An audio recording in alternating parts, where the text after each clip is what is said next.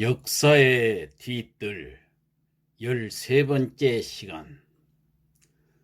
고려 태조 왕건에 얽힌 이야기. 그 첫 번째 이야기입니다. 고려 태조 왕건의 탄생설화는 다음과 같습니다. 왕건의 아버지 용건인데 고려사에 기록된 정식 이름은 왕융으로 되어 있습니다. 이 용건이 몽녀 한씨와 결혼을 해서 살림을 차린 곳은 송악산 남쪽 기슭이었습니다.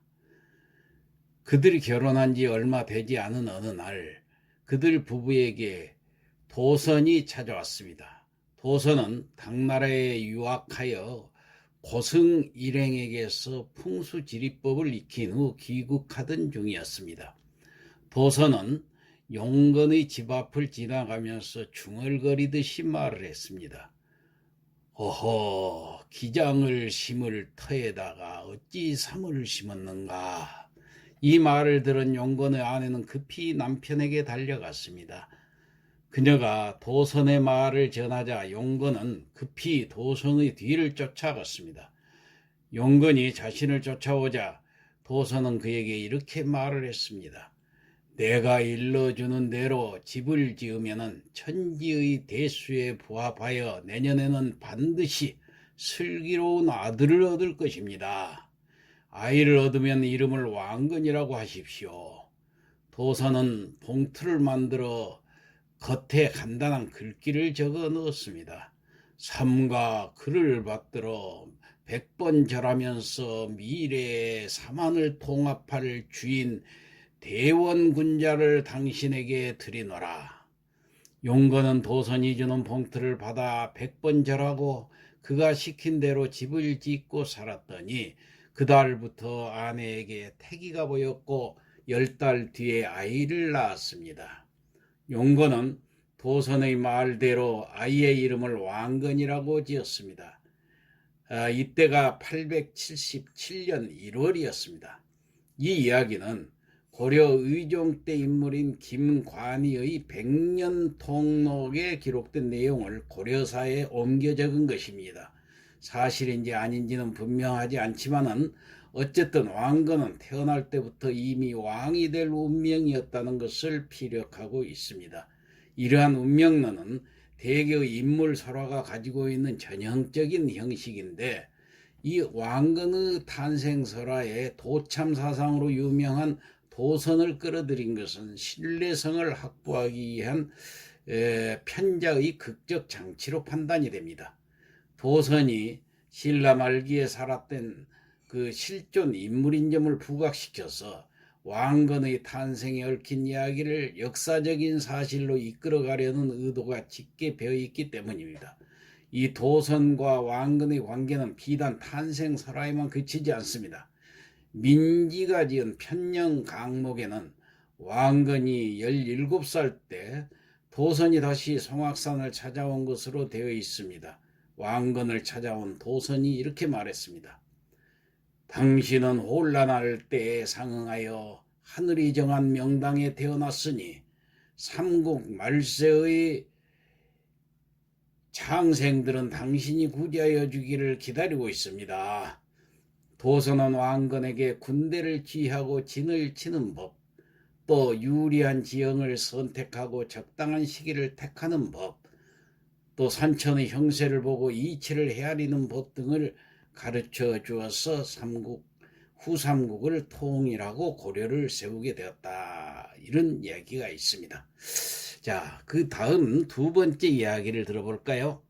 왕건에게 이 바가지에다 물을 떠서 버들잎을 띄워준 완사천이라는 샘이 전남 나주에 있는데 여기에 얽힌 고사입니다. 태조 왕건은 고려를 건국하기 전인 903년에서부터 914년 사이 약 10여 년 동안을 태봉국 궁예의 장군으로서 후백제 견훤과 싸웠으며 완사천에 얽힌 전설은 이때 얘기입니다. 왕건이 수군 장군으로 나주에 와서 목포 현 나주역 일원인데 그쪽에서 배를 정박하고 물가 위를 바라보니까 오색 구름이 서려 있으므로 신기하게 여기어서 가보니 샘가에서 아름다운 처녀가 빨래를 하고 있었습니다. 왕건이 물 한 그릇을 정하자 처녀는 바가지에 물을 떠서 버들잎을 띄어서 급히 물을 마시면 체할까 하여 천천히 드시도록 한 것이었습니다. 하여 왕건은 처녀의 그 총명함에 이끌려서 여인을 아내로 맞이하였으니 이 여인이 바로 장하왕후 오시부인입니다.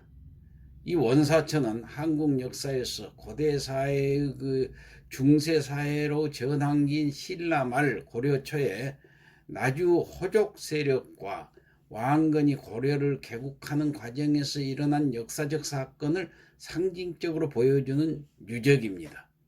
후에 이들 사이에서 태어난 혜종이 이 일대를 흥룡동이라고 하였고 전설 속의 셈을 완사천이라 부르게 되었습니다.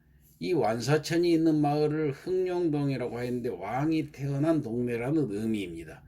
이 셈을 1000년 이상 끊임없이 셈솟고 있었으며 1986년에 새로 정화를 해서 지금의 완사천이 만들어졌습니다. 완사천은 나주시청 입구 왼편의 소공원으로 지금은 만들어져 있고 도심 속의 작은 유원지로서 왕건과 오시부인에 관한 전설을 느낄 수 있는 공간이 되어 있습니다. 자, 마지막으로 세 번째 얘기를 한번 들어보실까요? 조물성 전투에서 후백제에게 패한 왕건은 목숨이 위태로웠습니다. 이 조물성은 후삼국시대의 군사 요충지로 지금의 경상북도 안동과 상주 사이에 있던 성 이름입니다. 이곳에서 패하고 신라를 구원하고자 공산, 지금 팔공산이라고 그러는데 이 공산을 지나쳐 갈 적에 견훤의 매복군에게 엄청난 피해를 입고 왕건은 목숨이 위태로울 정도로 수세에 몰리게 됩니다.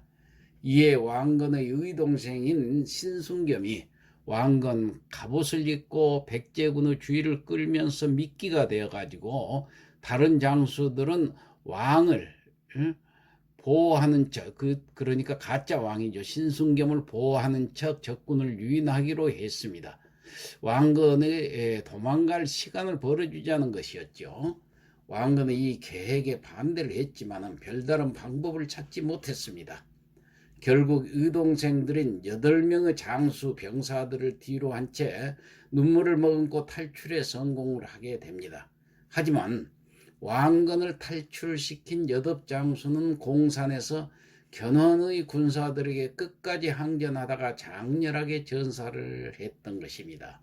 이곳 이름이 원래 공산이었으나 여기에서 8명의 공신이 왕건을 살리기 위해서 순절했기 때문에 팔공산이라는 이름이 붙여져서 지금까지 불려지고 있습니다. 이 왕건의 형제인 신순겸을 비롯해서 김낙, 김철, 전이갑, 전의갑, 전락, 호원보, 손행 등 8명의 장수를 일컫습니다. 이 팔공산 인근 등 대구 곳곳에는 이 전투와 관련된 지명이 많아서 이 이야기를 뒷받침하고 있어요.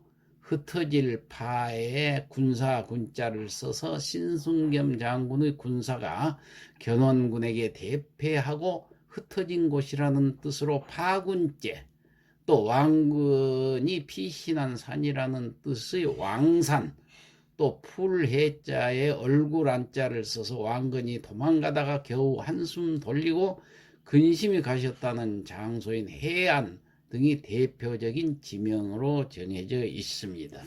당시 상황을 살펴보면은 공산전투 초반 고려군이 승리하는 것 같았으나 싸움의 진행 중에서 태조는 견훤이 이끄는 후백제군에게 포위되어서 위험하게 되었습니다. 이때 신순겸이 제가 대왕과 외모가 비슷하오니 제가 대왕으로 변장을 하면은 대왕께서는 무사히 탈출하실 수 있을 것입니다 라고 말하면서 왕건과 옷을 바꿔 입었던 것입니다. 왕건이 일반 군졸로 변장하여 포위망을 빠져나가는 동안에 신순겸은 왕건의 행세를 하면서 왕건의 백마를 타고 군대를 통솔하다가 왕건이 무사히 빠져나간 이후 견원군이 쏜 화살에 맞고 전사했던 것입니다. 후백제군은 그의 시신에서 수급을 베어갔는데 이후 신순겸의 시체를 발견한 태조는 크게 슬퍼하면서 송악으로 철수할 때 참수되어 머리가 없던 신순겸의 시신에 금으로 만든 머리 모형을 끼워 넣어가지고 장사를 지내고 장절이라는 시호를 내렸습니다. 자, 이상 고려를 건국한 왕건에 대한 뒷이야기들을 살펴보았습니다. 역사의 뒤뜰을 마치겠습니다.